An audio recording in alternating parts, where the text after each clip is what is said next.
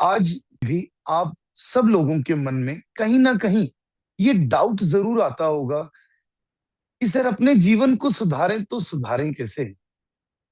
कैसे हम अपने जीवन के ऊपर काम करें, कैसे किसी व्यक्ति विशेष का हम काम करें। तो इसके बारे में मैं पहले भी आप लोगों को कई लेक्चर्स में बता चुका हूं कि आप लोगों को अपने जीवन के अंदर किस किस तरीके से काम करना है। अपना एक full proof portfolio, full proof system आप लोगों को पहले बनाना है कि आप क्या करते हैं, पिछले सालों में क्या करते थे, किस समय पर आपको क्या दिक्कत आई और आज की डेट में आप क्या कर रहे हैं। यहां तक लिखने के बाद आप आगे जीवन के अंदर क्या करना चाहते हैं। लेकिन इसमें मेजरली आप कुछ चीजों को समझ कर रखिए कि जब भी किसी व्यक्ति के जीवन के अंदर कोई भी प्रॉब्लम आती है या वो व्यक्ति अपने जीवन के अंदर एक लेवल अपलिफ्ट करना चाहता है। आज मैं पूरा दिन एक मंथन के अंदर लगा हुआ था।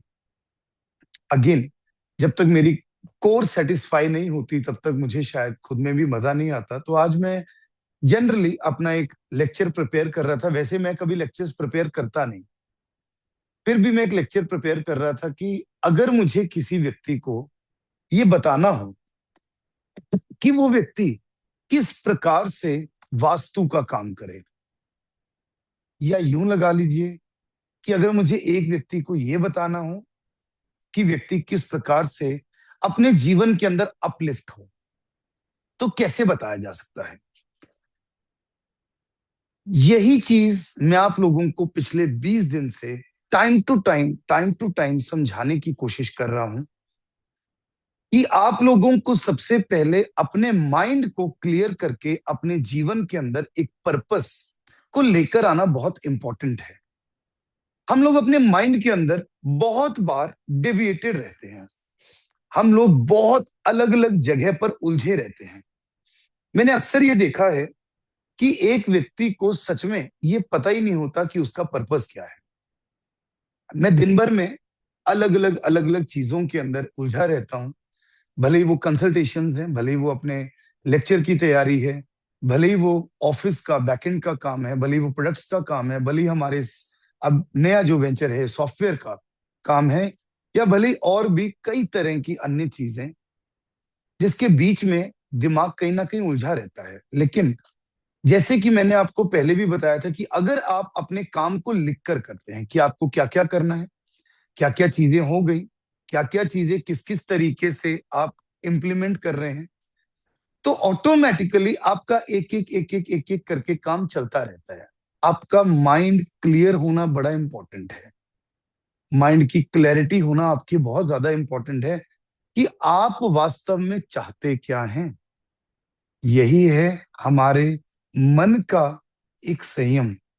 अगर इस टाइम पर हम क्लास में हैं, पूरे दिन में मेरे भी दिमाग में बहुत सारी चीजें चलती हैं, अभी भी दिमाग के बैकएंड पर कई सारी चीजें वर्क करती हैं, लेकिन जब हम क्लास में हैं उस समय पर हमें अपना ध्यान क्लास के अंदर रखना चाहिए। और जब आप एक पर्टिकुलर काम में हैं उस समय पर आपको अपना ध्यान काम पर रखना चाहिए। आज आप लोगों को जीवन का एक बहुत बड़ा सूत्र देता हूं जो कि शायद आप लोगों को कोई भी वास्तु कोर्स के अंदर तो कभी भी नहीं दिया जाएगा। ये professional vastu course, advance vastu course की प्रमोशंस किस प्रकार से होती हैं कि अगर आप भी अपने जीवन में लाखों रुपए कमाना चाहते हैं तो आप ये कोर्स को ज्वाइन करिए। ऐसा ही कुछ होता है जनरली जो भी लोगों की एडवर्टाइजमेंट्स होती हैं। अगर आप अपने वास्तु के करियर को अपलिफ्ट करना चाहते हैं तो आप इस कोर्स को ज्वाइन करिए।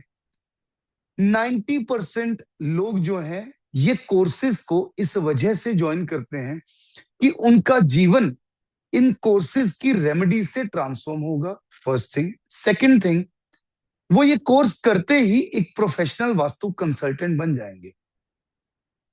कोई भी कार्य करने के लिए आपको कुछ समय की प्रैक्टिस, कुछ समय का अनुभव जरूर चाहिए होता है। लेकिन मैं ये समझता हूं जितने भी लोग यहाँ पर बहुत कम उम्र के हैं, जैसे कि वैभव है, रौनक है, जो अभी तक कुछ कर ही नहीं रहे, जिनको अभी अपना करियर स्टार्ट करना है, जिनको लाइफ में अभी कोई अनुभव नहीं है, वो अगर इसी एज में 19-20 साल 21 साल की एज में इस चीज को अपना करियर बनाना चाहते हैं तो इसको 2-4 साल 5 साल देकर ये अपने आप को अपलिफ्ट कर सकते हैं, बिकॉज इनके पास समय है।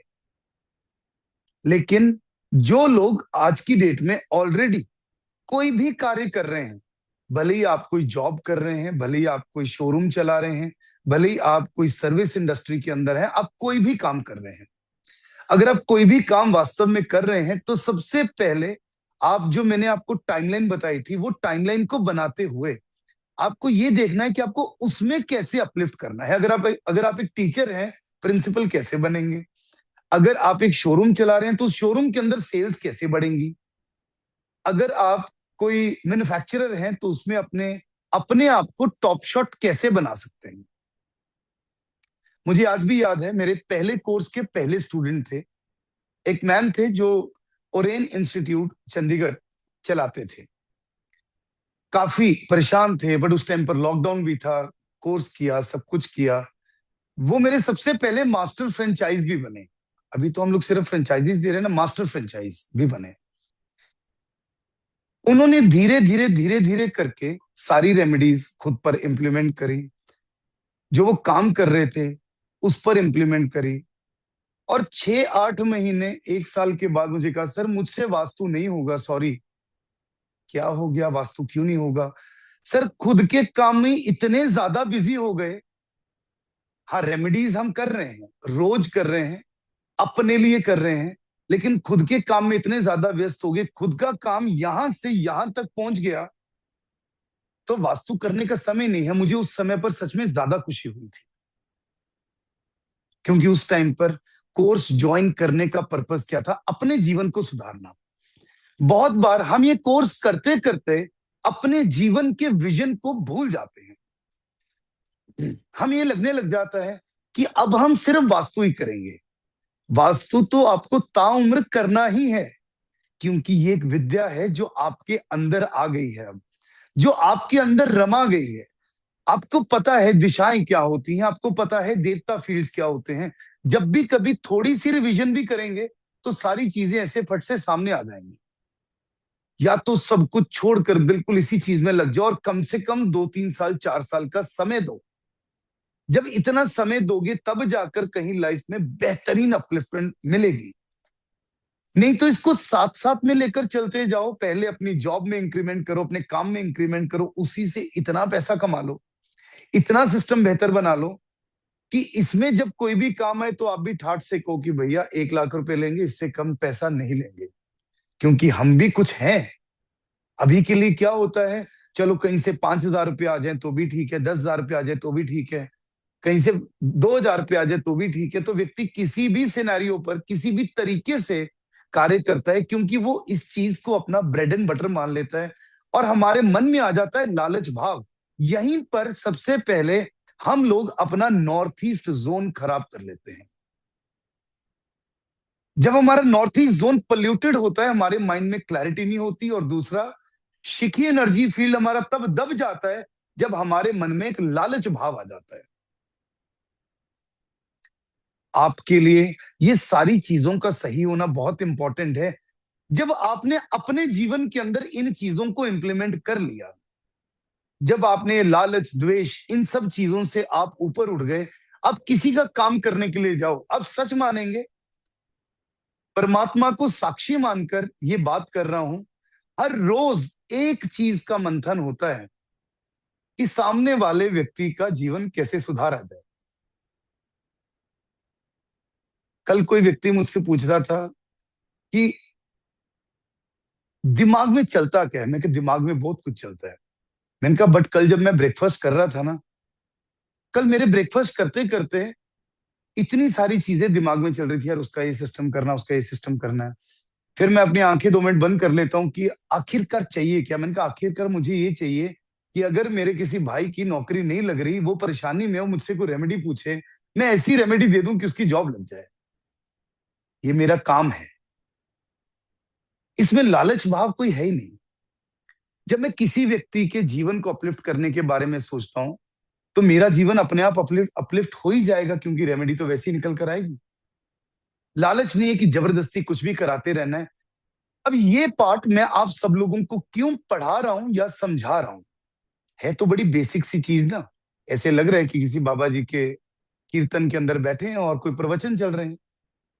सुनने में बातें अच्छी लगती हैं, पर जब इन चीजों को हम इंप्लीमेंट करते हैं, उसमें हमें अपनी लाइफ की क्लैरिटी पता लग जाती है, जिसमें हम प्रैक्टिकल एंड इम्प्रैक्टिकल चीजों को पहले बाइफरकेट करते हैं। What are the practical things and what are the impractical things. जब आपने बाइफरकेशन कर ली, उसके बाद आप किसी व्यक्ति का काम करने के लिए गए, आपके मन में अब कोई द्वेष नहीं है, आपके मन में कोई लालच नहीं है।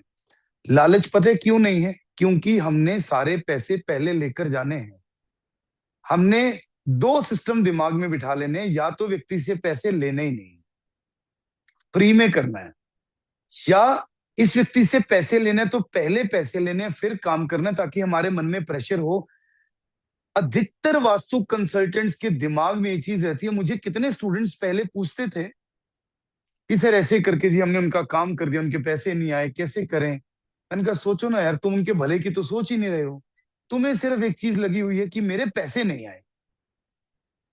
वास्तु एक ईमानदारी का काम है। अगर आपके मन में ही ये लालच चलता रहा, कोई फायदा नहीं। पैसा जितना मर्जी लो, पहले पैसा ले लो, फिर काम आराम से करते रहो, तो सारा काम क्या ध्यान पूर्वक हो जाएगा। तब क्या दिमाग के चक्षु चलेंगे।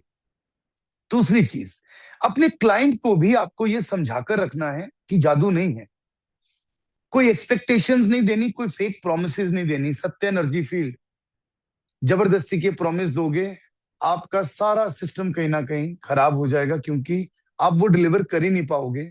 सिंपली आपको एक ही चीज कहनी है कि हम अपनी तरफ से 100% देने की कोशिश करेंगे, बाकी तो एनर्जीज जाने या ऊपर वाला जाने। आपके कर्म है, आप कितना कर सकते हैं। तीसरी बहुत इंपॉर्टेंट चीज, अगर आप सच में चाहते हैं, या सच में आपको कभी लगेगा कि आपने अपने घर का वास्तु कर लिया या ऑफिस का वास्तु कर लिया, तब आपके पास समय नहीं होगा कुछ भी और करने के लिए। इतने बिजी हो जाओगे, इतना काम करोगे कि अपने आप जीवन के अंदर अपलिफ्ट होना शुरू हो जाओगे, क्योंकि काम ही इतना होगा, फुर्सत होगी नहीं। तो चीजें पता लग जाएंगी कि वास्तु आपके लिए वर्क कर भी रहा है या नहीं कर रहा।